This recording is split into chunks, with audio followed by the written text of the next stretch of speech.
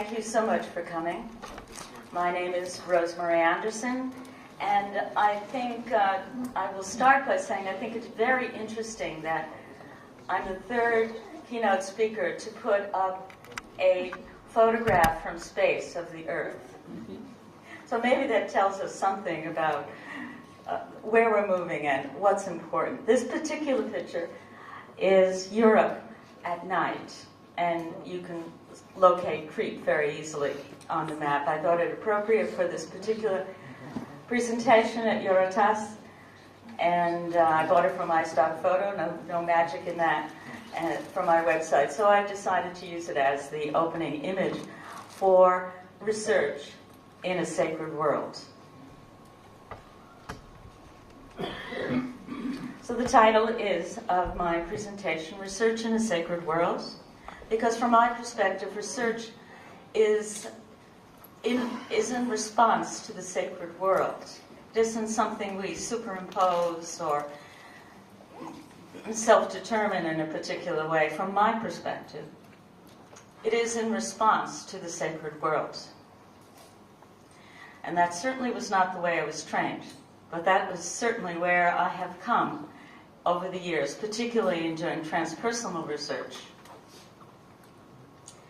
at Sophia University, where I am now Professor Emerita, happily retired, I can assure you. Okay. So this summer, I also put together a transpersonal research consultancy, and if you want to find it, there's the link, the URL.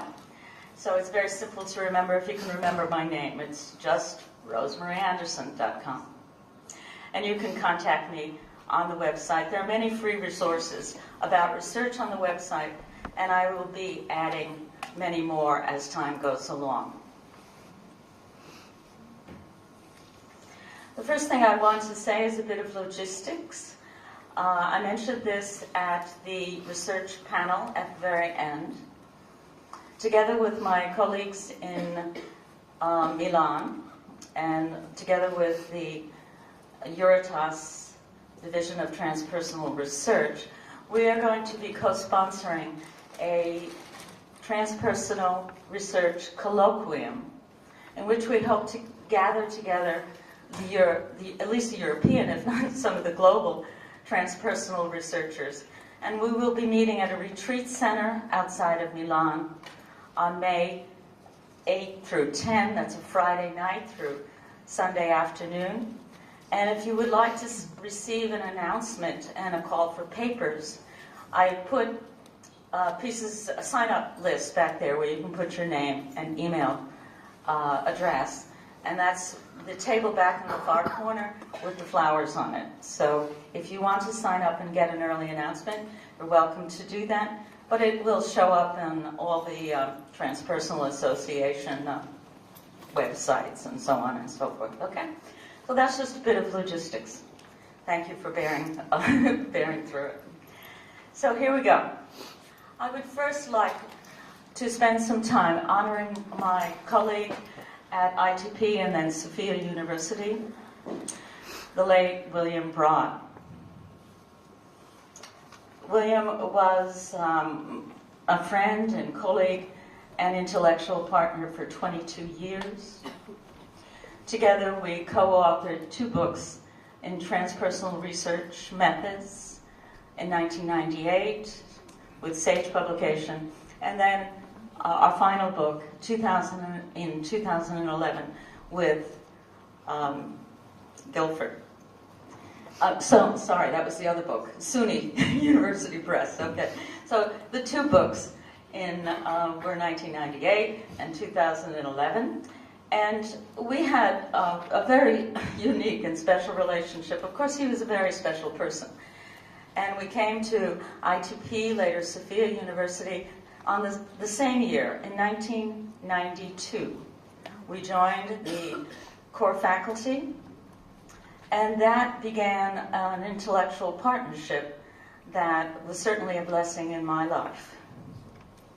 Both of us were trained as experimental psychologists. William Broad was trained at the University of Iowa, known for its, hard-nosed behaviorism. I don't know if you know who Gordon Allport is. He's an experimental social psychologist, very famous man, and he referred to the universities in the American Midwest as Dust Bowl behaviorism, after the Dust Bowl of the Depression era. And very much the universities in the American Midwest were very conservative when it came to research methods. I went to the University of Nebraska, not far away, although we never met during that era. We did overlap in time, slightly. I was in Iowa as a college student, actually, when he was at the University of Iowa. I was at a small private college. And my training also was classically conservative. I was an experimental social psychologist. I wasn't what William affectionately, and many affectionate people call, William was a rat runner. So by the time we got to ITP, we both had changed a great deal, believe me, but between the eras of the late 60s through 1992, and then progressively over time. But that's where we began. We were experimental psychologists. It was the era of experimental psychology. If you know who Hull and Spence are, they're classical learning theorists. That was William's train. And I confess that I was trained initially as a Skinnerian. It's true. It's true. Okay? And, it's just true. That was what we were trained as. And for a Skinnerian, the only thing that is acceptable as data is what you and I can agree we see or hear. That excludes all inner experience. So you can see I've come a long way to be dealing with qualitative research, which it requires the analysis of subjective experience, as described by the research. Now, my training was not in any way unusual for that era. I was trained mostly like everyone else in that particular era. So I bring this up mostly to demonstrate that research methods are also fluid and change. That's only 45 years ago. That's, nothing in a certain way. And now we have research methods that expand from quantitative research methods, which is wonderful. I still use those methods. Don't think for a moment that either William and I didn't use that training. But it also now includes qualitative approaches to research and also the mixing of the two. Thank you, William. Just to show as an example, this is William's first published article. I looked it up on his CV, and mine. We both published these shortly thereafter we got our master's degrees, which was also standard practice in that era. And William's was basically learning what is called paired associate words that were analogous in difficulty and pronounceability and how fast one learned them. That's it. It was a 2-page article. And mine was, my first publications were actually in genetics and behavior genetics, and mine was on Drosophila. Do you know what Drosophila are? Fruit flies. And so, things have changed, not only in my life, but I looked at behavioral patterns of courtship, patterns of male Drosophila attracting female Drosophila. It's really true, okay? And that was a 1-page article, okay? All right. I'd like to talk a little bit about the so-called divides within research, the things we tend to think about as polar or different, very, very different. I addressed the first one, which is the quantitative versus qualitative divide. During the research panel, I talked about this a little bit. frankly, from my point of view, this divide really doesn't exist, except the fact that your main data in quantitative research is numerical, it's numbers. However, you make a lot of qualitative judgments, subjective judgments, when you choose your assessments, you design your research, so on and so forth. I won't go into that because I talked about that the other day. The same thing applies to qualitative research. When one does qualitative research, one is making quantitative evaluations. You're counting things, you're looking at patterns, you're looking to see how many interviewees share the same kind of phenomena or description.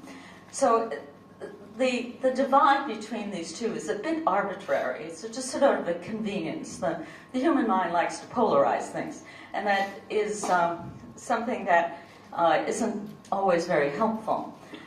Now what we have is a situation within, certainly the American Psychological Association, and very much in the British, among British researchers, where we are mixing quantitative and qualitative approaches to research in the same design or sequentially, one study following another. And this is very common now, and there are very good procedures for doing so. Another one of the so-called divides, from my point of view, is the objective versus the subjective. I've heard other speakers address this, so I'm not going to go into it in any great detail. But the fact is that I know I'm not a Skinnerian anymore. The reality is that what I see has a lot to do with my experience, and how I interpret things is going to rely on my experience. Those are subjective judgments. Objectivity has a certainly is important to be rigorous in the way you collect data and analyze it, and all of that is very, very fine and good and appropriate. And we need to respect the fact that there is an interpretive element in all the things that we see. We see, to some extent, to a large extent actually, what we already know. So we have to almost break through our preconceived notions, even when we're looking at data. This is a very important thing, and an aspect of intuitive inquiry, which is my own research method, that in many ways research is about breaking set with tradition in order that we don't just keep on recapitulating the same old findings, reinforcing the same old findings. Sometimes that's very good, sometimes it's not so good. So there's a lot of discernment and interpretation and evaluation that has to go on in the course of any study. And this has always been true. This is nothing new, actually. It's just that we're more aware of it now. The second so-called divide, the third so-called divide that I've listed up there is the difference between clinical and research. And this is really unfortunate, that clinicians often think about researchers as on another planet or something. They're dealing with numbers, and collecting data, and all that sort of thing. And researchers wonder what clinicians do all the time. What are you doing talking to people day in and day out? And I'm really serious. That's how clinicians, researchers, historically have wondered, what are they doing? So this is an unfortunate divide, and I think we're getting over this one at least. The fourth up there is matter versus spirit. I don't have to talk to a transpersonal audience too much about this, but the idea that matter infuses spirit and spirit infuses matter is inherent to the field of transpersonal psychology. We all know this. And the last is what I call the mental versus the embodied. I was trained very much to prefer the mental. Only those things that I could describe in operational, conceptual, measurement terms were the kinds of things that I could put into a research study, both in terms of my independent variables and my dependent variables. Things I was manipulating in an experiment, like the treatment. Say I was studying the efficacy of therapeutic process or the impact of noise on anxiety. I would have to measure those things in very conceptual, mental, and usually mathematical measurement terms. Unfortunately, what this does, and this is particularly relevant to the field of transpersonal psychology, it becomes so mental that it becomes disembodied. You're not talking about anything that has to do with lived experience if you're just measuring galvanic skin response, for example. I mean, that's all very fine. That's a physiological correlation of anxiety, for instance. It has to do with the electrical conductivity of the skin. And it's true, when you get anxious, it changes. Okay? It also, it changes also when you're giving a presentation. I mean, it changes under a lot of conditions that aren't necessarily anxiety. So what I'm trying to point out here is there has been a radical change in the movement of the last 40 years, certainly, between the preference towards mental conceptual understanding, exclusively mental conceptual understanding of human phenomena, to a much more embodied way of understanding lived experience. This is particularly relevant when we start talking about transpersonal experience, because when you're dealing with transpersonal experience, say to have an extreme example, I mean, if one was wanting to study very advanced states of consciousness, one could do physiological measures that correlate with those phenomena. But is the experience of emptiness, the direct experience of emptiness, or unity consciousness, just a physiological response? No. No. It's an embodied response. It's a fully lived experience. And this is extremely important, that we keep research methods in the field of transpersonal psychology very embodied, that it is about lived experience, people's human lived experience. Okay. So after 40 years of doing research, these divides just don't exist for me anymore. I move very easily between the two. No, they're not even two for me. So, but I do understand that there are a lot of places in academia in particular in which these divides are very much alive. And we heard from some dissertation students that they're having difficulty getting their proposals through the various committees. And this is something that the field of transpersonal psychology can certainly contribute to, and many other fields. Believe me, there's a lot of wonderful qualitative researchers out there right now, and they're doing a great deal to change the paradigm around. And it's changing.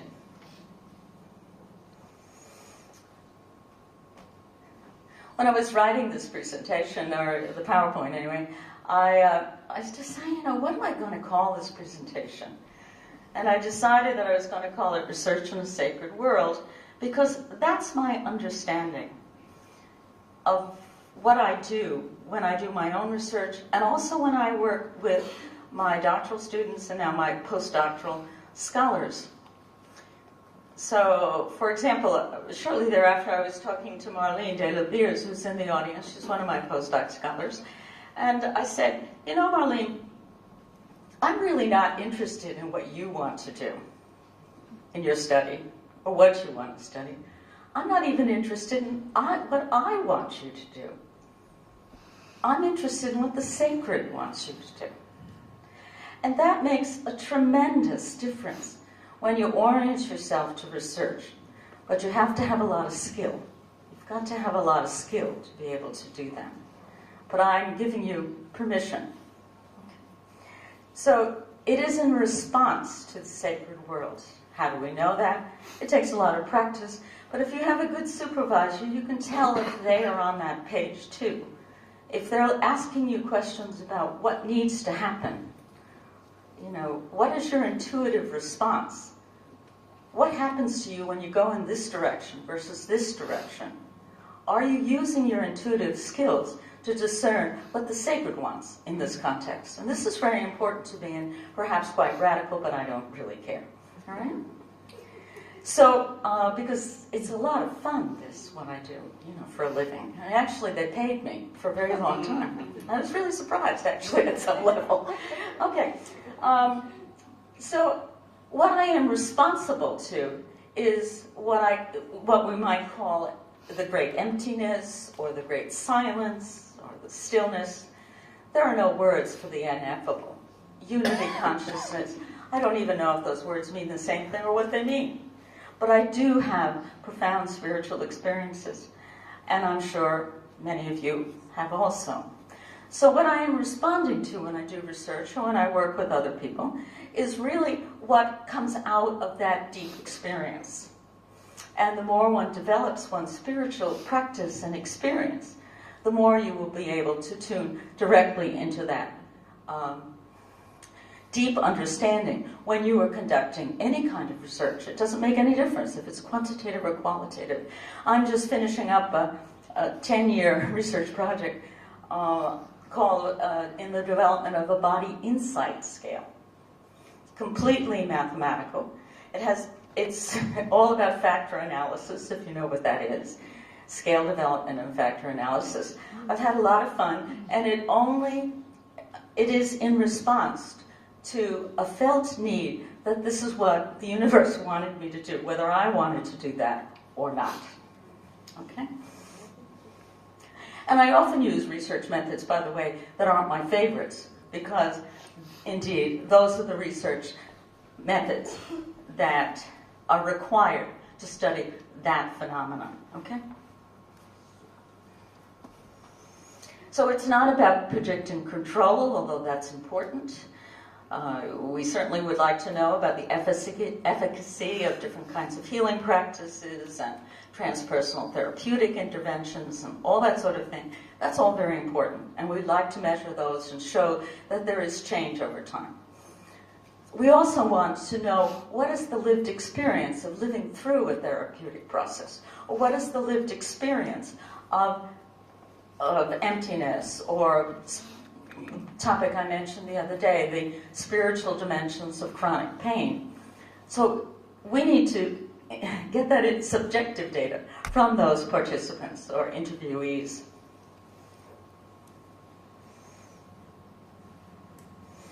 And this, I don't know if you can see the green. Can you? It looks a little, it's okay. What's important to me is for us as transpersonal psychologists, and I'll come back to this a little bit later, is that we need each other. And I tell this to my students. I really ask them to go to transpersonal conferences and to come here, because it can be very isolating out there. We can feel, as one student said to me recently, sort of like a pork chop at a Jewish wedding. It really does happen that you can feel very isolated if you are in a conventional setting or a university setting, and no one speaks your language or our language. It's changing, but it's changing slowly. Okay? So it's really important that we are in dialogue with each other. And of course now with the internet, that capacity is so much easier on an ongoing basis. All right. I want to talk about this quickly. I want to talk about different kinds of qualitative research methods so that you at least have the names in your mind. Qualitative research methods have really developed radically, and they're since the late 60s in particular, through the 90s. There's something like 200 qualitative methods out there right now. More, probably one every day or something. I really don't know. But it's a rapidly developing field to develop qualitative methods. I contributed my own, so did William Broad. So I'm just going to go through the list and give you some distinctive features. Phenomenology. That was probably the earliest, although grounded theory was also initiated in the late 60s. Phenomenology was primarily advanced initially by Amadeus Giorgi, who is still alive. He's an Italian gentleman and living in the United States, and was very much at Duquesne University. And many others also joined the phenomenological research method movement. The distinguishing feature of phenomenological research is the lived experience, that you describe in depth the lived experience of a particular phenomenon, whatever it may be. It may be walking in the wilderness, or the spiritual dimensions of chronic pain. It could be many things. Or sacred tears. I did research on sacred crying, basically, weeping with your entire body. So you would ask people to describe that, or find archival data, mystical texts that describe that phenomenon, for example, and then analyze that text for the lived experience.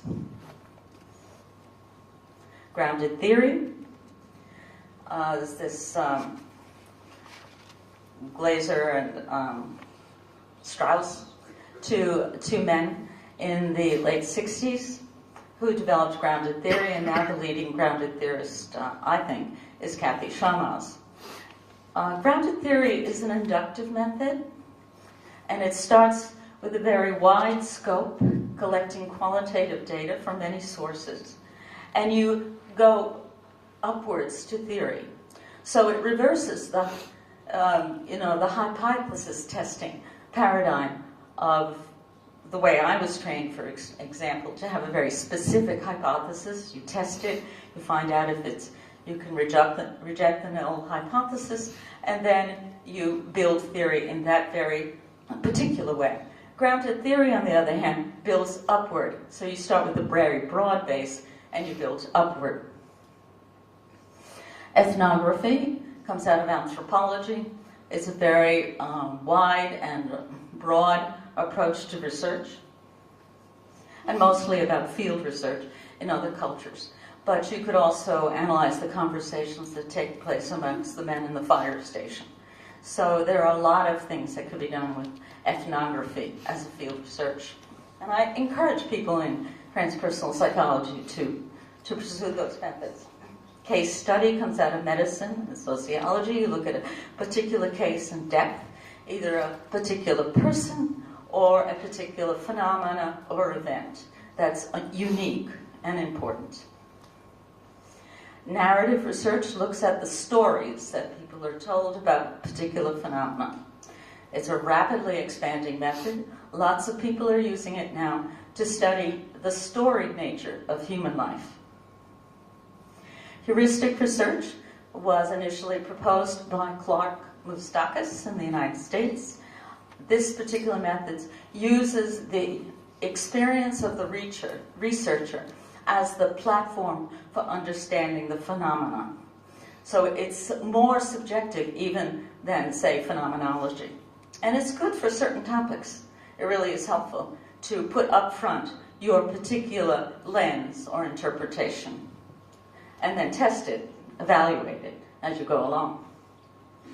Art-based methods are very popular these days, and it includes the use of art in collecting data. So you might have your participants draw pictures or mandalas, or make sounds or sing songs. I mean, there's a lot of things that you could do with art-based methods, and that becomes data that you analyze. Then there are two hermeneutical approaches. One is very popular in the UK in particular, which is called IPA, or Interpretive Phenomenological Analysis.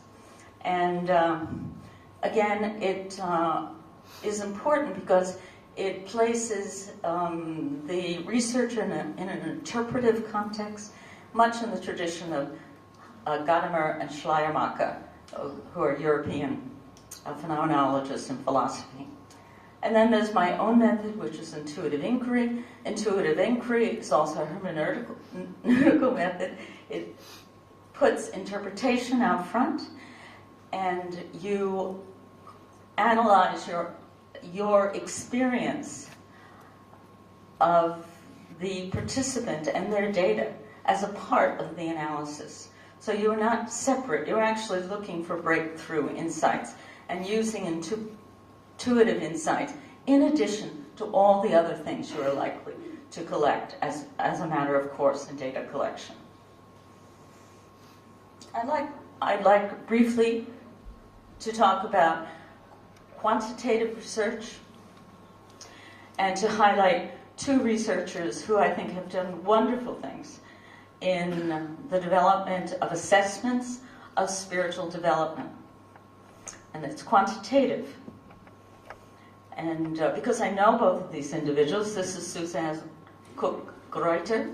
She lives in Massachusetts, and she has developed a really wonderful scale for spiritual development. And I know, having spoken to her and heard her speak, that she herself has a great deal of spiritual development, otherwise she couldn't possibly have developed this scale. Some of the questions on the scale are projective techniques, come out of Freudian projective techniques, and you can read them. The thing I like about myself is, and you fill in the blank. You finish the sentence. And the one I like the best is, if my mother, So you decide what you want to say about that. You finish the sentence. And then those responses are analyzed by highly trained experts. So it's not an easy scale to use because it's so sophisticated, frankly. The second is Brian Hall. Brian Hall, the late Brian Hall, is a personal friend of mine. He's a Brit and emigrated to the United States many decades ago. And he's also an Episcopal priest, Anglican priest, and with a lot of spiritual development. He's also developed a scale, which you can find online if you put his name and values technology in. It's used by a lot of very large companies. It's not particularly well known in psychology, but again, it's a developmental scale and has a very large expanse from survival modes of development all the way through world service and empathy for the world. It's quite remarkable, and it's quantitative, very important. So what I'd like to spend the last few minutes of my talk talking about is the challenges we have in transpersonal psychology with research. The primary thing is that we need each other, as I said before, and it can be very easy to feel alone when you're doing transpersonal research in the conventional universities. So while this is changing, there is still a lot of room to grow. The second point has to do with the fact that while spirituality is a buzzword now in psychology, at least in the United States, very often the spirituality that they are addressing is rather thin, if you will. It's just about some small aspect of mindfulness and stress reduction. And I know Les Lancaster will be talking about this, so I'm not going to go into depth about this. But, to isolate mindfulness from its enormous spiritual context means it's a very thin phenomenon that we're investigating. Same thing with yoga practices or, using ecstatic healing practices or whatever it is. Usually, in order to study them, we reduce them to rather thin phenomena and often very disembodied ones. And that's a problem. So it's a challenge. So even while people use the word spirituality, they may not be talking about what you're talking about. Okay? So I've already talked about it. It can get very mental and disembodied if we aren't careful, and that could be a problem in transpersonal psychology as well. And, building community amongst ourselves is really important and will continue to be important. And I think building community as a research community is particularly important at this juncture, historically.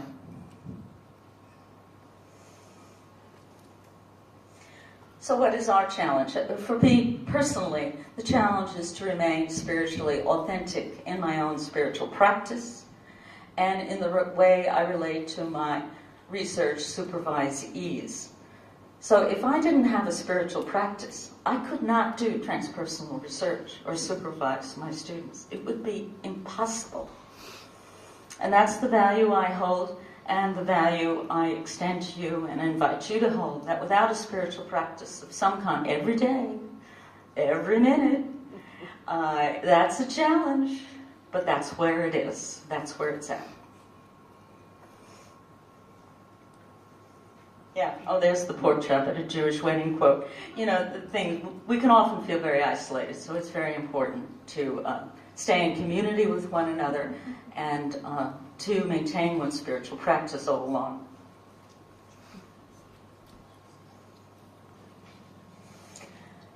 So, you know, when we're out in the world when I go to APA meetings, I have the advantage, admittedly, that I can talk their language. I have quantitative background, I bore you to death. So I have that advantage. But I would also say that all of you can learn enough statistics and procedures that you can talk that language too, at least well enough to communicate your findings and to understand the data of others. And I really would challenge you, because there is a hesitancy amongst transpersonal researchers to do anything quantitative.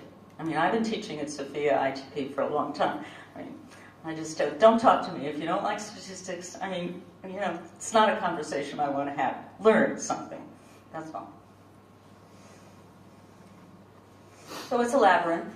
You know, this labyrinth photo I used in my workshop earlier on intuitive inquiry. Research is a bit of a labyrinth, and negotiating the community, the many communities in which we are hoping to navigate is a challenge. And to stay centered in one's spiritual practice is always a challenge, but to stay centered in one's spiritual practice as a researcher is more so. Because there's lots of things that take you away from that. So what are we to do as a field? First of all, networking. We tend to be a little insular, transpersonal psychologists. We love each other, we love talking to each other, it's all very good. But it's time to get out there more than we have traditionally done, to talk to nurses. You know, that would be a good audience, because they're usually very happy to talk to transpersonal researchers, and other fields. So to really network much more than we have done. We've not been very good promoters of our own field, actually.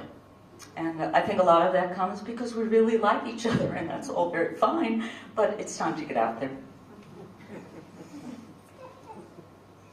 Collaboration with like-minded researchers. Find people that you can collaborate, particularly in conventional circles, and collaborate.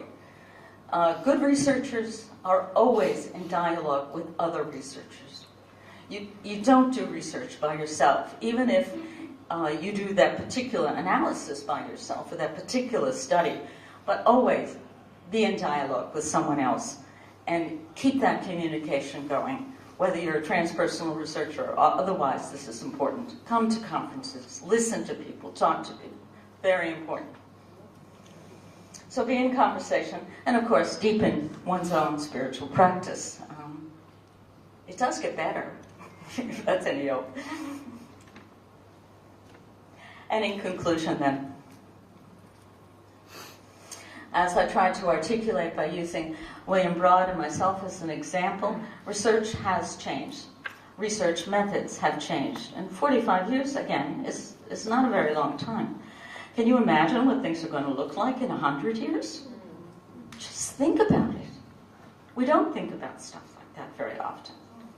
That methodological preferences, penchants, in a community, in a nation, in a discipline, change over time. They change a lot over time, actually. You know, even my own life is testimony to that. So things will change. The paradigm will change. And it is up to us to be a part of that change.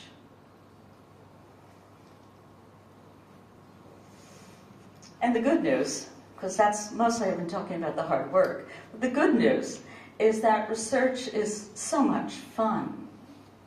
It is so much fun. I've had such a good time. And if you think research is all about that tedium of data collection, well, that's true. It can be pretty tedious, actually, at times. If you think research is just about writing up articles and dealing with those editors, oh my gosh, those journal editors who don't understand what I'm saying, you know, on and on and on. Well, that's part of it. But actually, research is a great deal of fun. You know, I've had a very good time, and I extend that to you with enthusiasm. And that it is about discovering a part of our humanity in a very particular way. What it is to be a human being, and the lived experience of spiritual phenomena and all lived experience. So our challenge and choice, from my point of view, it is a choice, an active choice. as transpersonalists and citizens of the world is to embrace the sacred beyond our individual and collective egos and watch the world unfold. Thank you very much.